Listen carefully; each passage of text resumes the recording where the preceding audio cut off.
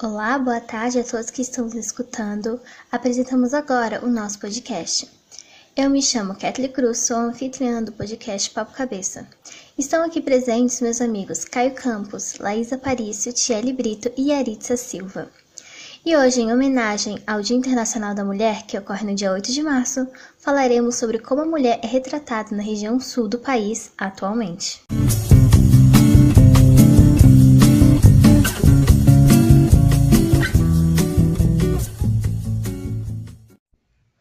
Olá, ouvintes! Aqui quem fala é o Caio, e o nosso assunto de hoje é sobre as mulheres, tendo em vista que o Dia Internacional da Mulher está chegando. Assim, iremos falar de como elas são retratadas na região sul do nosso país, das dificuldades que toda mulher encontra ao longo de sua vida e de como a sociedade está aliada a isso. Para começo de conversa, começaremos falando do Paraná, um dos estados da região sul do Brasil. Segundo o site SEGS, em 19 de fevereiro de 2021, esse ano que estamos, ele nos relata que, antes mesmo das mulheres adentrarem no mercado de trabalho, começarem a trabalhar, entende? Alguns setores foram considerados ou mais masculinos ou mais femininos. Mas, felizmente, a mudança comportamental da sociedade fez com que homens e mulheres passassem a ocupar cada vez mais os mesmos espaços e cargos, constituindo equipes mais mistas de trabalho. Não é mesmo, Tiele? Olá para todos, aqui quem fala é a Tiele. E como meu amigo Caio estava falando, as mulheres estão ocupando muito mais espaço na área de exatas, de acordo com o estudo realizado pela CEPRO e o Departamento de Economia da Universidade Federal do Paraná. A participação das mulheres no setor de TI cresceu 11% no Brasil entre os anos 2007 e 2017. Outro levantamento, desta vez feito pela Women in the Workplace, em 2019, comprova o crescimento, falando da atuação de mulheres no setor de TI, que cresceu 24% nos últimos 5 anos. Maurício Júnior, desenvolvedor no setor de TI de uma empresa, também percebeu que o interesse das mulheres pela área de tecnologia tem aumentado muito nos últimos tempos, e que por mais que os homens ainda sejam maioria no ambiente de TI, ele sempre trabalhou com equipes mistas. Maurício Júnior também explica que essa cultura deve vir desde a infância, pois há a necessidade de ensinar na educação a diferença que a TI pode trazer para o presente e futuro. Assim, as crianças, seja do sexo feminino ou masculino, passam a se interessar não apenas por TI, mas por ciências. Legal! É realmente importante todos se interessarem por essas áreas de trabalho, independente da identidade de gênero, não é mesmo? Até porque uma coisa não interfere na outra. E também temos que pensar que, por mais que a maioria dos cargos hoje em dia ainda seja constituídos por homens, as mulheres devem continuar lutando, não desistir da causa. Por exemplo, no estado de Santa Catarina, lá em 2019, foi levantada uma pesquisa que mostrou que as mulheres, comparadas aos homens, tiveram a taxa de desemprego um tanto maior. E quem irá falar sobre o assunto é minha amiga Laís. Boa tarde, ouvintes. Eu me chamo Laís. Bom, Caio, em Santa Catarina, quase 3%, o que se colocado em quantidade de mulheres sem emprego se transforma em algo alarmante. Sem contar que as mulheres catarinenses que são empregadas recebem 36% a menos que os homens. Há algumas semanas, segundo o site do G1, uma policial trans foi afastada por meses, pois o sistema da Polícia Militar do Estado de Santa Catarina não atualizou suas informações constando no seu nome social. A catarinense já havia tido seus documentos atualizados, como a certidão de nascimento, o seu RG, porém não pôde retomar o seu trabalho devido a essa falha do sistema. É triste isso mesmo, porque essa situação é um reflexo, de como as mulheres trans são tratadas no Brasil. Elas não têm visibilidade nenhuma. E até quando têm o seu emprego garantido, sabe? Quando elas têm onde trabalhar, têm como se sustentar, as pessoas vêm e arranjam um jeito de deixarem elas sem nada, deixarem elas sem um emprego, fazerem elas perderem o que já conquistaram. Sabe? Há pesquisas que apontam que o Brasil é o país que mais mata pessoas trans no mundo. A homofobia e a transfobia neste país é descarada, não é nem de maneira velada. Todo mundo sabe que acontece, todo mundo vê e não faz nada. E para uma pessoa trans, uma mulher trans, é cruelmente difícil conviver numa sociedade em que ela não é aceita pelo jeito que é. Sim, e vale salientar que a policial já estava afastada, pois seus companheiros de trabalho não sabiam como lidar com seu gênero e orientação sexual, e retomaria após eles terem palestras sobre o assunto. Mas não foi o que aconteceu. Mas agora vamos falar de coisas boas também. No ano de 2020, o número de mulheres eleitas aumentou muito. Sim, por exemplo, a primeira mulher negra como vereadora no estado foi eleita em Florianópolis, na capital catarinense. A Câmara de Vereadores teve aumento de mulheres eleitas nos últimos 85 anos. Com isso, espera-se que a causa das mulheres alcance mais pessoas no estado, abrangendo todas as classes, cores, etnias, orientações sexuais e identidades de gênero. Com certeza, Tiele. E continuando com boas notícias, a mulher catarinense também está presente na cultura e na mídia. Um exemplo disso é um portal de notícias formado 100% por um time de mulheres, trazendo notícias sobre as mulheres do estado e do país. O portal se chama Catarinas. Santa Catarina também conta com representantes femininas no cenário artístico. Um exemplo claro disso é a atriz Bruna Linesmayer, atriz global conhecida por diversos papéis em novelas da Rede Globo, como A Força do Querer. Além de lutar pelas causas das mulheres, ainda é ativista da causa LGBTQIA+, tendo em vista que ela é uma mulher lésbica. Agora passando para o Rio Grande do Sul, nos últimos 10 anos, a inserção das mulheres no mercado de trabalho formal apresentou uma tendência de crescimento em todos os níveis geográficos. No Brasil, cerca de 44% dos 46,3 milhões de vagas de emprego eram ocupadas por mulheres no Rio Grande do Sul, e a participação é de 46,5% das 2,9 milhões de vagas. Agora, se a gente voltar para o Paraná, em março de 2020, o site brasileiro De Fato publicou que o Paraná era o segundo estado brasileiro no ranking de desigualdade salarial elaborado pelo IBGE, o que só mostra que cada dia que passa a gente não está evoluindo. Talvez estejamos parados no mesmo lugar ou até retrocedendo, porque a cada dia que passa as mulheres lutam cada vez mais e têm a causa cada vez mais ouvida. Porém, os homens tapam seus ouvidos e fingem que não sabem o que está acontecendo, tornando assim a desigualdade ainda tão real, não é mesmo?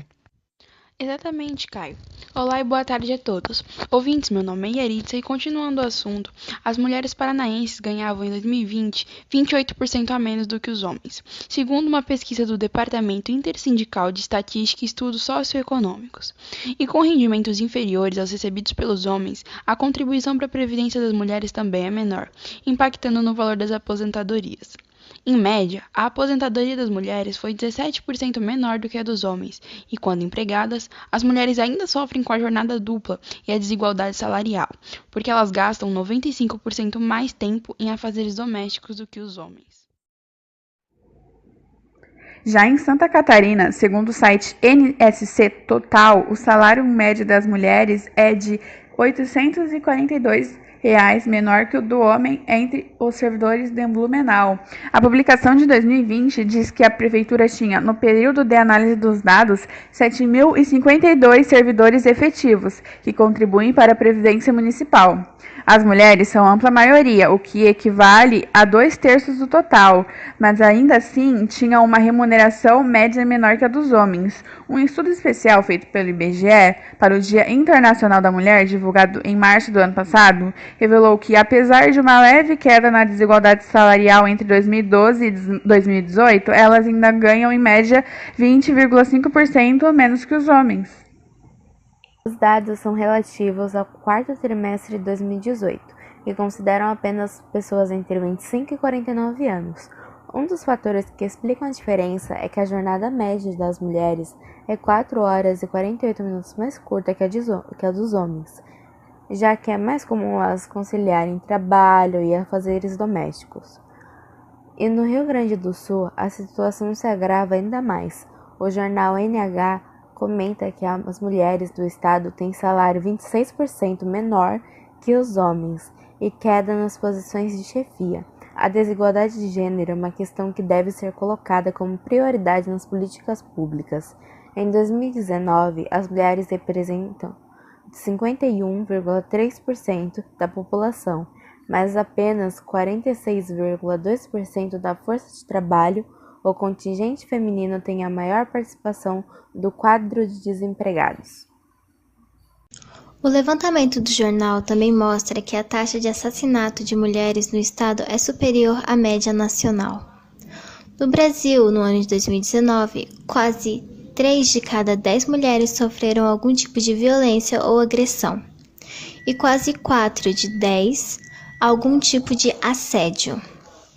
De acordo com os dados do Sistema Único de Saúde, o SUS, a taxa de homicídio de mulheres no Rio Grande do Sul era superior à do Brasil em 2017, pois foram registradas 5,1 mortes de mulheres a cada 100 mil pessoas no estado, contra uma taxa de 4,6 a cada 100 mil no país. E quanto aos autores de algum tipo de ato violento contra as mulheres, o estudo aponta que cerca de 76% dos agressores eram conhecidos. Na maior parte dos casos, parceiros ou ex-parceiros das vítimas violentadas. E assim, infelizmente a situação do Paraná não muda muita coisa, sabe?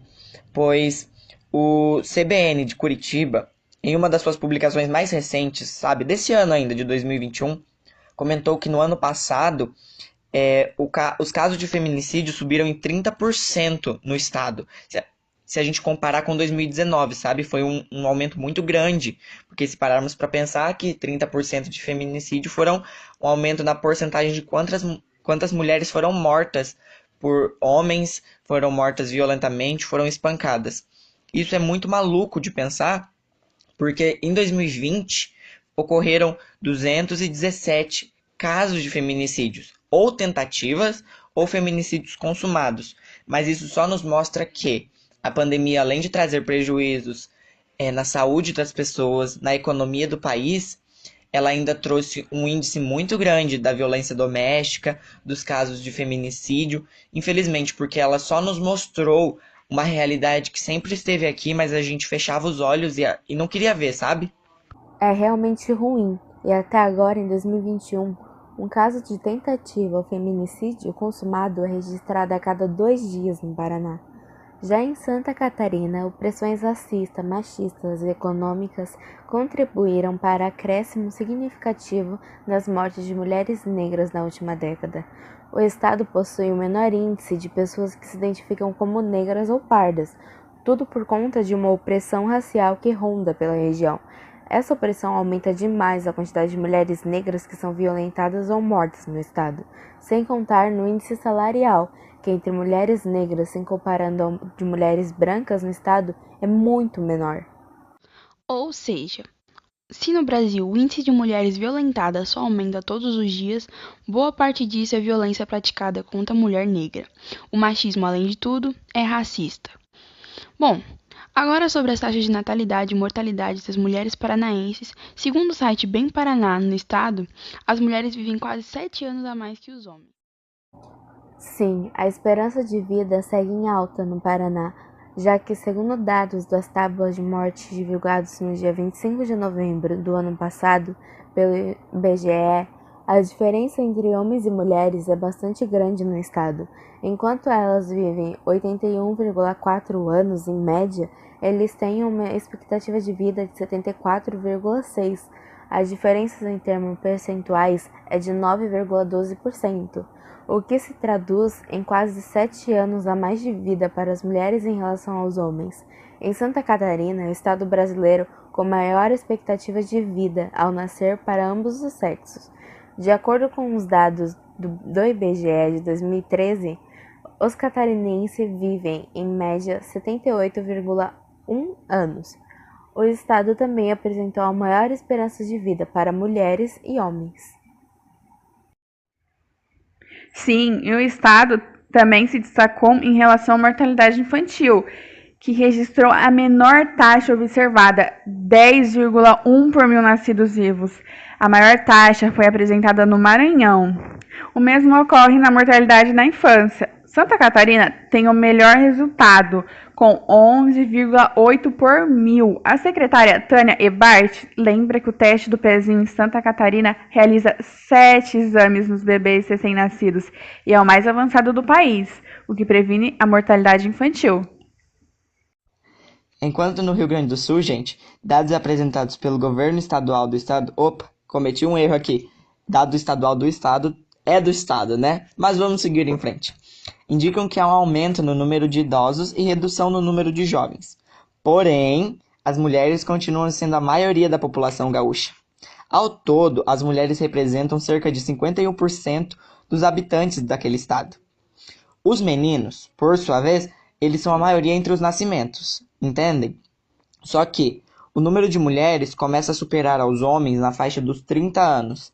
Isso porque a taxa de homens jovens mortos é alta, tendo em vista que especialistas já disseram que isso é ocasionado porque homens geralmente têm menos cuidado com a própria saúde.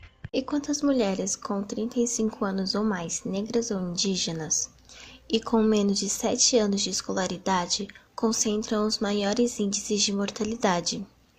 Entre as principais causas de morte, em 2018, apareceram no topo hemorragias, com 26,9% dos casos, problemas circulatórios, com 23,1%, e pré-esclâmpsia, que seria um tipo de complicação potencialmente perigosa na gravidez, caracterizada por pressão arterial elevada, com 9,6% dos casos. Obrigada a todos pela audiência e todas as referências citadas estarão disponíveis na descrição do podcast em nosso canal no YouTube. Até breve!